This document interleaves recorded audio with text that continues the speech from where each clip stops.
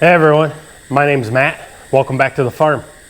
Today's video, we're going to take the clutch housing for the Farmall 460 and we're going to see about getting this lower PTO shaft out of it and subsequently get the gear that's all tore up out. And if time allows, we're going to get the torque amplifier out of it as well and check out the condition of that. First thing I got to do is pull this cover off, and that's going to gain me access to the large PTO gear that's tore up.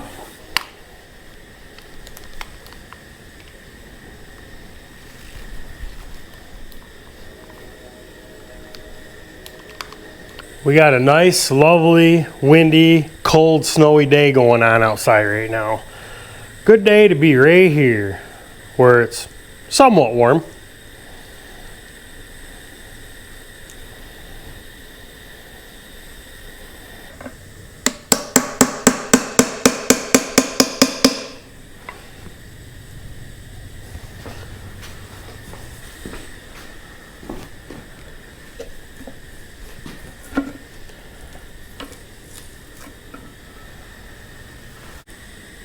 Well, this vantage point gives us a little better look at the gear and how there's so many chipped teeth and how it's loose on the shaft. And if I was a betting man, I bet the splines on that shaft are probably all galled up and chewed up too. But we'll find out here in short order when we get that shaft out of there. There we go. That was pretty easy.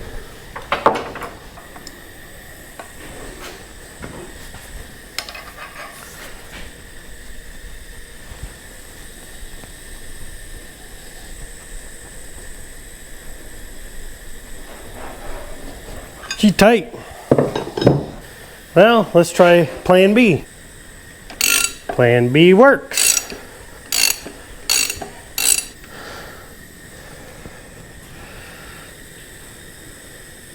Right there's the bolt that caused all this problem. There ain't a thread left on the thing. Might as well get this inspection cover for the clutch housing out of my way. Well, with that plug out of there, let's see what we can see with a different vantage point. Ooh, the end of that shaft don't look very good now, does it? Well, let's see what kind of tool combination we need to reach in here and drive the shaft out. My brass punch isn't quite long enough. I think I have an idea. Let's see.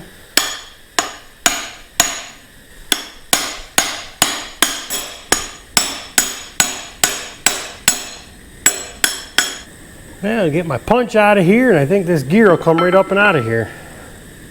Yep, that it will. There's some teeth all chipped and broke.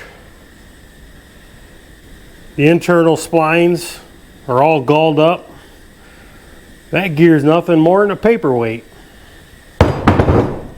And pulling the shaft out, pretty easy. But the end of that shaft's all buggered up too. Well, let's see if we can get this collar off of here. I believe that is the inner race for the needle bearing that's in there that this end of the shaft rides on.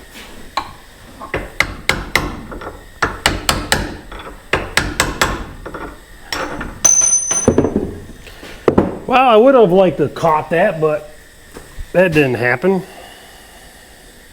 Now you can really see that shaft is junk. Now we got to get down to that gear way down there that's spinning. That gear's all tore up. That's the drive gear for the PTO. And that's on a shaft back here that splines to the pressure plate of the clutch. I don't want to get too ahead of myself because I'm sure there goes more internal parts, chewed up internal parts. I'm sure I got to get this top cover off and get the TA shift linkage out of my way before the torque amplifier unit will go that way. So we got to buzz that cover off yet. We'll start with the little cover.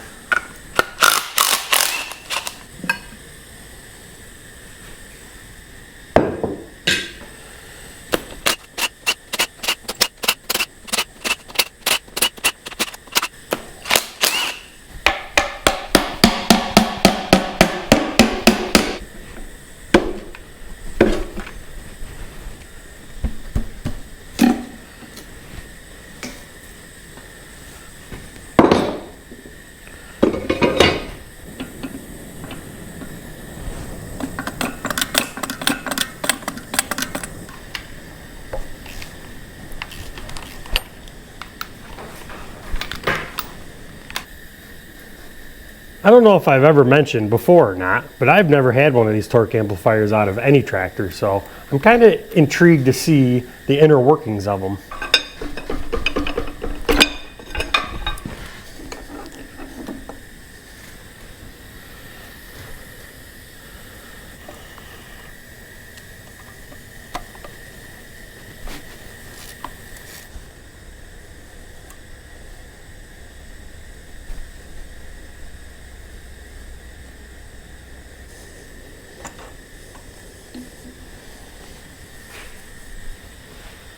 And we'll put this thing somewhat back together so that way we know the orientation of everything when we go back together.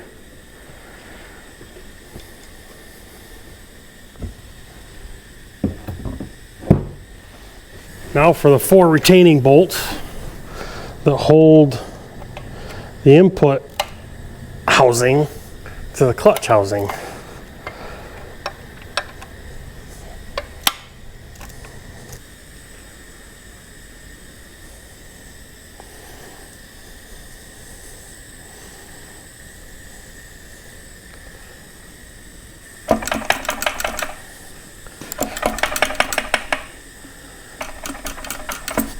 There we go. Well, we got somewhere. And there is the input shaft assembly and the drive for the torque amplifier. I think next, just because it's sitting here staring me in the face, I'm going to get rid of the TA lever engagement, disengagement, shift fork, whatever you want to call it.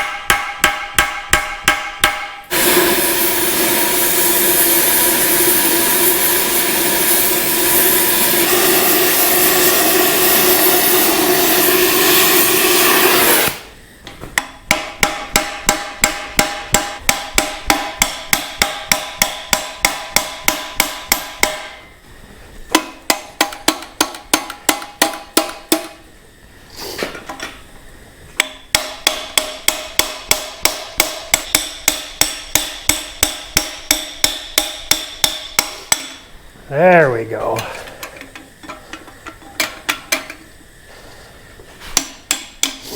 I gotta get these half moon keys out of here.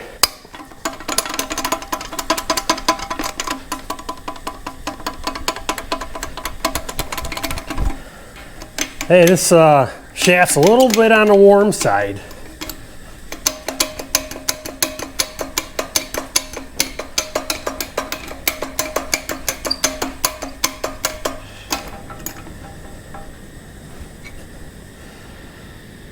There she is.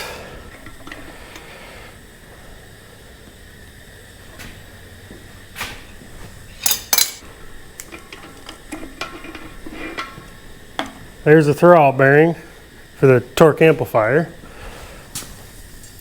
Well, we're getting there. All we have left is a clutch assembly and the planetary gear set for the torque amplifier. I guess we're going to have to figure out how to get that off of that.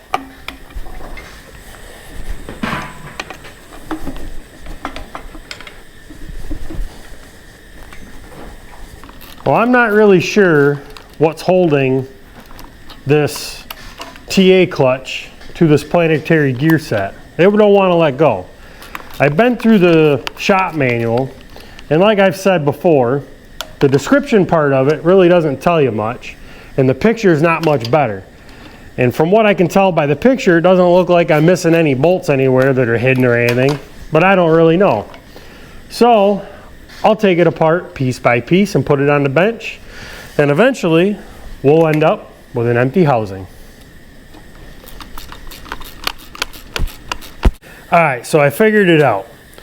There's a threaded ring with a locking ring that has a bunch of tabs on it that lock into a groove on this threaded ring. Then you take what I'm going to call the flywheel end of this clutch assembly off and out.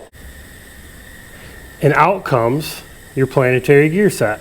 Here's the torque amplifier assembly, start to finish, laid out here on the bench. In the next video, we're gonna go through the torque amplifier from here on back and check everything and see what needs to be replaced and what we can reuse. As far as the PTO drive side of things, it's pretty self-explanatory. We got a bunch of junk parts now. But now that I got everything out, I can count teeth and splines, dimensions, take down part numbers, and I can get online and see what I can come up with and narrow down exactly what parts I need. So I'm assuming at this point it's probably mostly going to be used parts, but again, I really don't know until I get online. So we got a few parts here we got to find, but it is what it is. These things don't break sitting in the barn.